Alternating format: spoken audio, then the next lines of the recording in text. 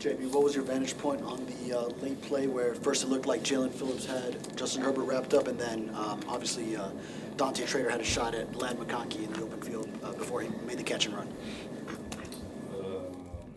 I was covering the back on that play. My back was kind of turned to the play, but it just looks like we might have missed the tackle or whatever. I didn't see what happened, how he got open, but yeah, just we got to make the tackle, get out the field. Jordyn, as a leader of this team, one of the leaders, how do you try to, I know a lot of things were said, but how do you try to avoid this from continuing to spin kind of out of control as you guys sit at 1-5 and these losses kind of mount? Yeah, I mean, just got to go back to work. It's just things that happen over the course of the game, this play here, this play there. Can't control everything. So as a leader, I got to start with me first, make sure I'm doing my job and doing it to the best of my ability, and, keeping the spirits positive, keeping everybody's morale up. And it's hard to do that when you're 1-5 and you expect it to be 5-1. You know what I mean? And so that's a challenge for anybody, but it's something that I embrace. And so I'm going to show up next week, the same person, and try to get this thing turned around. Tua was in here saying that you shared a Bible verse with the team. Can you kind of just take us through, why you chose it and what you felt that the impact was? Just sharing with him. The Bible says that a brother is born in adversity. Losing in this league, it's adversity because it affects your lives.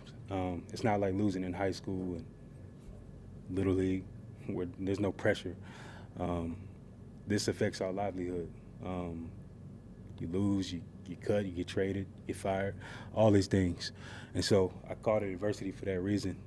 And I think now is a chance to be a brother to my teammates. And that's what I was sharing with them, is that this is where a brother is born. When stuff is hard, it's easy to be a brother when everything is good. And so that's the verse that I shared with them. We're pretty solid in the red zone. I think like 33% touchdown conversion rate. Just what led to the success in the red zone? You talking about offensive wise? No, I'm talking about like defensively. Like you guys only allowed 2 touchdowns in the red zone. Yeah, I think we were. I don't know, honestly. I got to watch the film, but I think we did a lot better just holding them to 3 points when we could, and improving in the red zone. That's something that we were really good at last year, emphasized a lot in the offseason, just hadn't got it rolling this year. So I think this game was pretty good for us red zone wise. Just lining up, getting communicated, tackling well. Stopping the run, this time it was Kamani Vidal for them. What was making him tough to go against today? Nothing. Honestly, it continues to be ourselves at the wrong times and wrong moments. I thought early in the game we actually did well. Just a play here, a play there. And so, like I said, I got to go back and watch the film, but, yeah, that's what I take from it. Tua said that there's players that are late to player-only led meetings or not showing up to meetings. As one of the leaders on this team, are you seeing that as well? Is it something that needs to be mandatory for you guys, or what's going on with those meetings? Nothing. I don't have a comment on that, honestly.